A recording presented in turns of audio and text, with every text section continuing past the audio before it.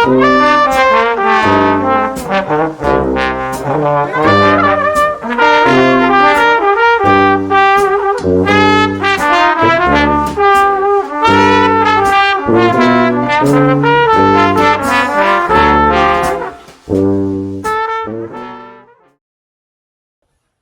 telephone comes to North Gower.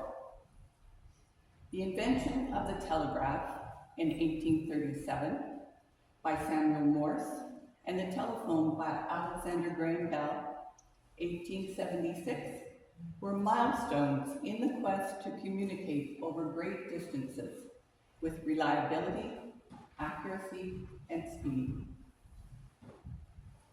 You can't hear? Speak a little bit louder. Up? The screaming is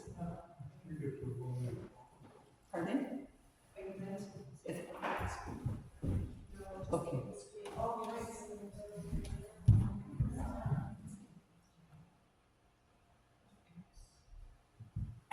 Better? Yes. Do you want me to start over? No? It's okay. Previously, communication over distances, now it's noisy. No, not from here. No? Previously, communication over distances necessarily entailed encoding human thought through such means as drums and smoke signals, semaphores and trumpets, or physically transporting written messages by carrier pigeon and human travel. As you may recall, it was on March 10, 1876, while conducting an experiment on the wire and battery acid, that Bell spilled sulfuric acid on his clothes. It was then that he delivered his famous words to his assistant. "Mr. Watson, get in here. I want you." Watson raced into the room. He had heard Bell over the wires. Alexander Graham Bell had made the first telephone call in history. The receiver on Bell's liquid telephone was a tuned reed. The following summer of 1876, when Bell was living in Brantford, Ontario, he conducted another experiment by sending a message over existing telegraph wires to the telegraph office in Mount Pleasant, 8 kilometers away. The voice was not very clear or loud, but Bell could understand everything said by the people in Mount Pleasant. The first long-distance telephone call was a success. In this presentation, I propose to take you along as I trace the arrival and development of telephone service in North Gower. It seems I was volunteered for this presentation because in my high school and university years, I spent my summers in Port Hope in the Bell telephone office, working in a directory assistant and long distance office. To begin,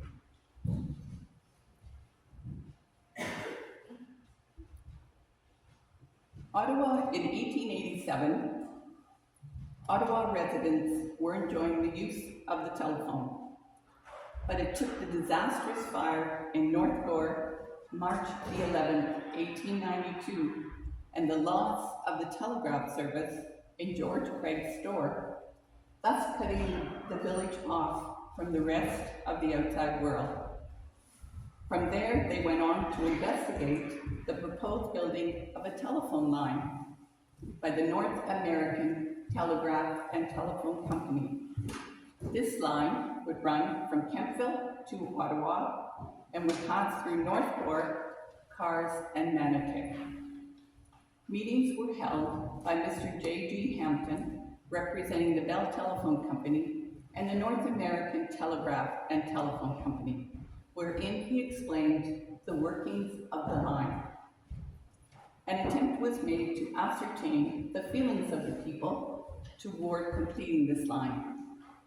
According to an article published in the Ottawa Journal, April 30th, 1892, a bonus of $300 is asked from this township, for which sum the company will build and maintain the line.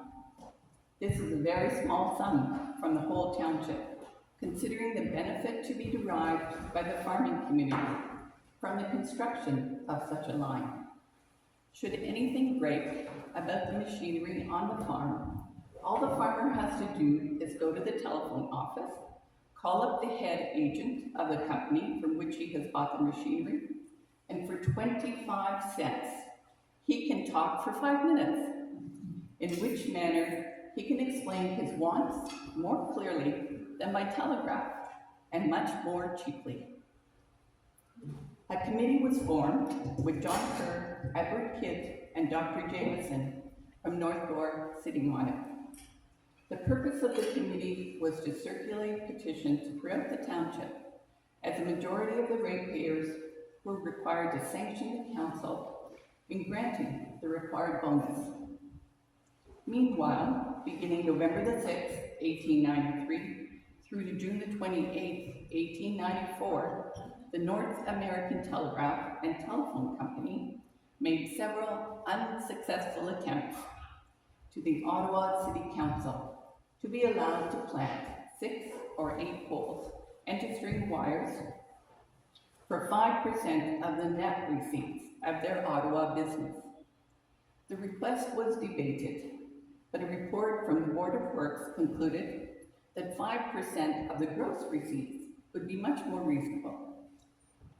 In April 1894, the Rural Viewpoint was presented to the Ottawa City Council to let the North American Telegraph and Telephone Company in, as it would benefit the country villages. Finally, after numerous debates, in June 1894, the decision was made to allow the North American Telegraph and Telephone Company to enter the city and to erect 6 or 8 poles on Canal and Queen Streets for a term of 10 years. Thus, at the very end of the century, the telephone became a reality in North Gower, when the North American Telegraph and Telephone Company installed a line in John Kerr's home at 22 Main Street, or 6088 Fourth Line Road. This is a picture of Mrs. Ford's house today, as it is today. Backwards, next one. And this is as it was when it was in Mr. Kerr's home. Mr. Kerr, a former school teacher, was placed in charge. The telephone was the only one in the village and was just used for long-distance calls.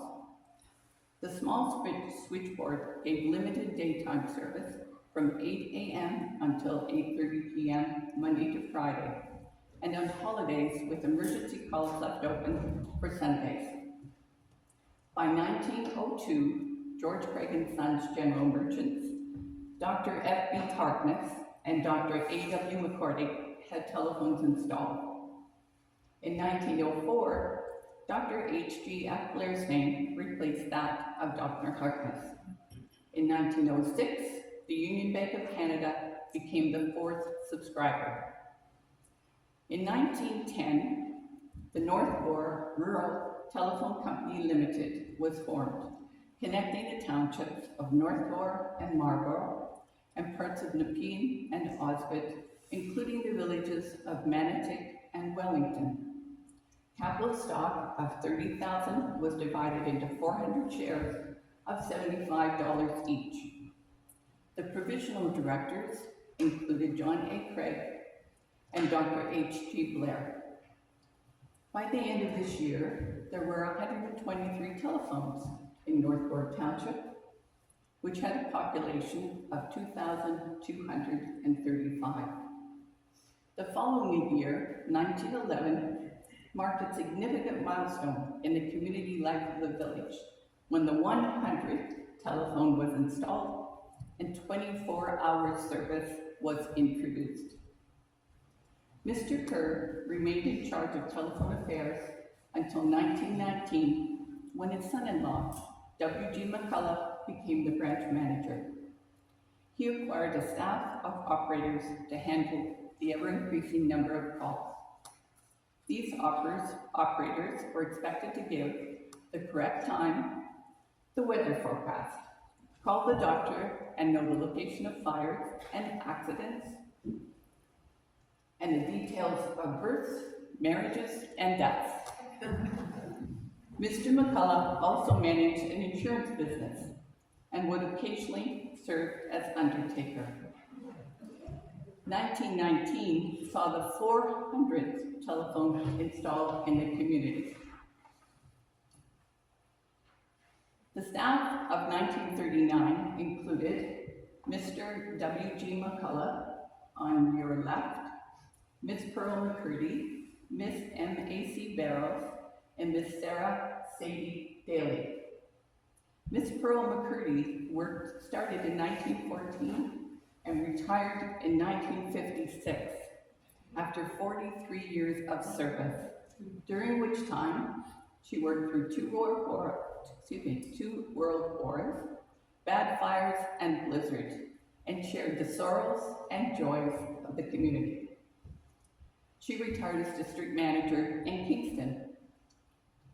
Another operator, the one in the middle, M.A.C. Barrows, started in 1916 and retired as chief operator in 1952 after 36 years of service. One incident she vividly recalls was the time she was asked to give the telephone numbers of all 400 subscribers without looking at the directory. She missed only one. Miss Sarah Daly, Sadie Daly, retired in 1961 after 33 years of service. She was an A operator for many years. Other operators, okay, see, next.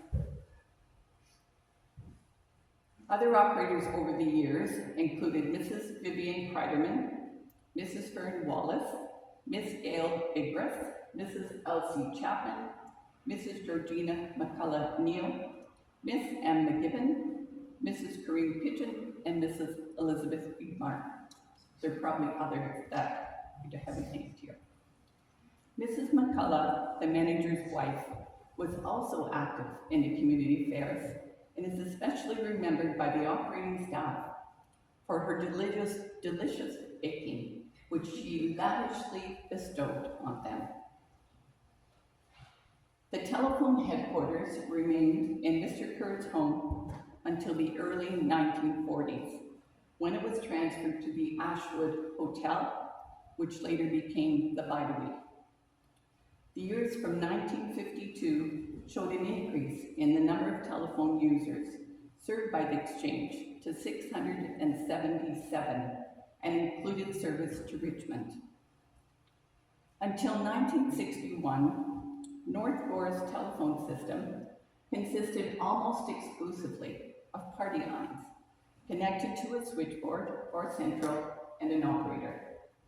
When a user wanted to make a telephone call, he or she turned the crank on the side of the wall-mounted phone, ringing the operator.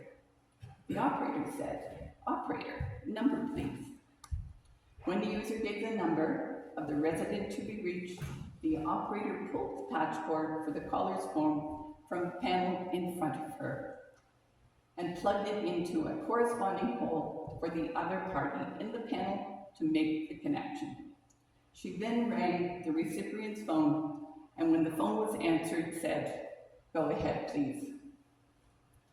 Users on the same party line could talk to each other without going through the operators by simply ringing the other person's phone number. Numbers like 9, ring 2 indicated the line and the individual's number. Three-way calls or more could be connected by the operator with the use of several plugs at once. Long-distance calls to Kempville or Richmond went through the operator and could be booked in advance. I'm looking forward to some of those party line stories at the end of this presentation. This is a picture of a very basic telephone system, and it is switchboard, and it is in Osgood Museum, and it dates from about 1920 to 1949. The video that we're about to show you is one that's from a museum in Florida, but it gives you a good sense of how the switchboard works, similar to what I used and what the operator did.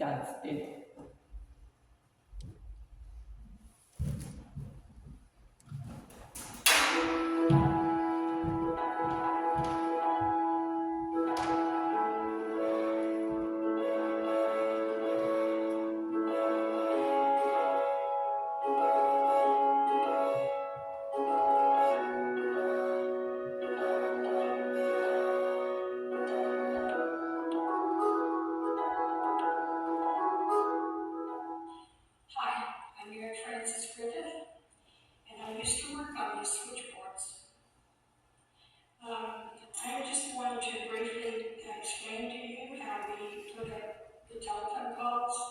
When a customer would dial they would dial the operator for service if they wanted a long distance call or if they wanted directory assistance. And say the lights would light up here, and when they would light up, we would answer, we would say, "May I help you?" And they would tell us what city they wanted to call and who they wanted to talk to if it was a person call. We would fill out this ticket. We would have the number that they called on here, and we would have their number on here. We would write the time, the day, whatever, and then we would say the call was to Gainesville. We would plug here, and then we would ring for the Gainesville operator. And when she come on the line, we would tell her what number we wanted. Or in some cases, we could dial the number ourselves. When both lights went out, and when both lights were on, we would close our key, we would put the ticket in. This is a telegraph, which is the same as a clock. We would stamp it, and we would put it in the slot, and then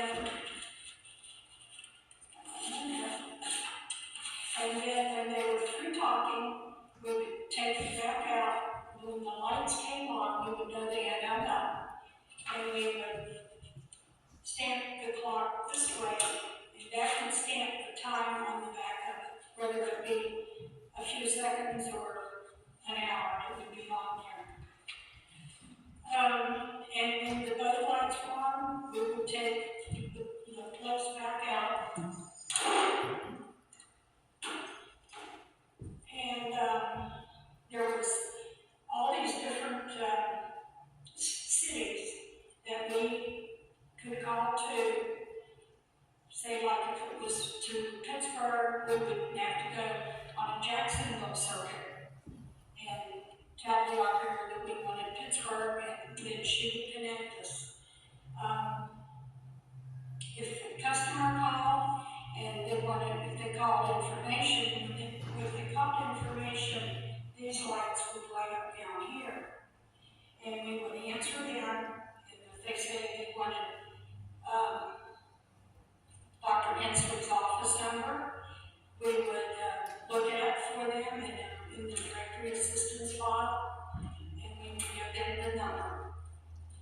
If it had a red tag on it, like this one does, it would mean it's a non-published number, and we could not give that number out to anyone.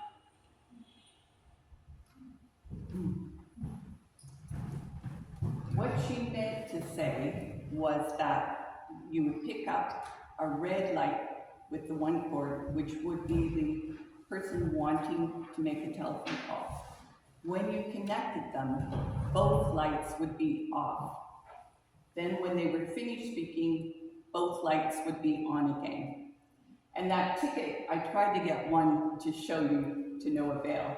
That ticket, when I was young and bored because calls weren't coming in, I would take a stack of those tickets and mark on it as much as I could. The day, if it was, they were coming from Port Hope or Coker, so I knew what the area code was for there.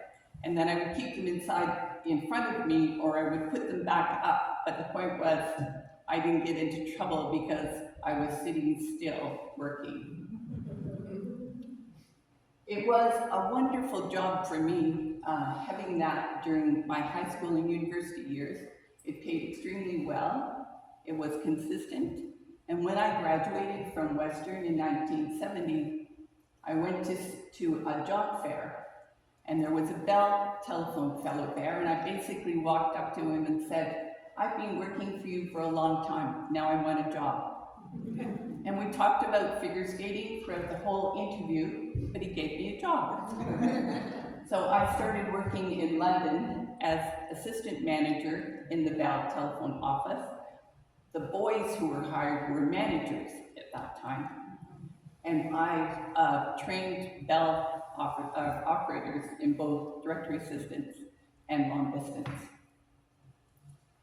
In 1961, dial telephone service came into effect in North Gower, handled by the new one-story building on Prince of Wales. This dial exchange was built by Paul Doust Construction Limited, a well-established firm in the Ottawa area. About 650 telephones in and around North Gower began using 489 as exchange designation with 4 other digits. North Gower was among the first communities in Bell Telephone's territory in Ontario and Quebec to get 7-figure telephone numbers. It is interesting to note that in preparation for the changeover, local customers were invited to call to listen to the various tones: the dial tone, the ring tone, and the busy signal. Next.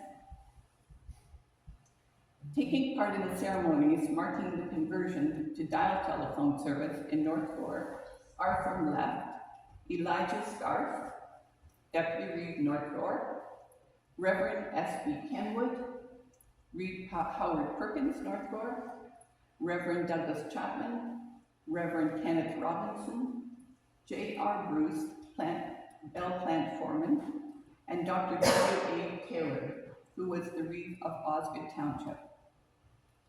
In a letter to the editor, a car citizen paid tribute to all the switchboard operators who had been in touch with citizens over the years, somehow sharing our brightest joys and our deepest sorrows. He concluded, Emerson once wrote, "The greatest reward for a job well done is to have done it." If that is true, our faithful Claras and Marys certainly have the reward. And in closing,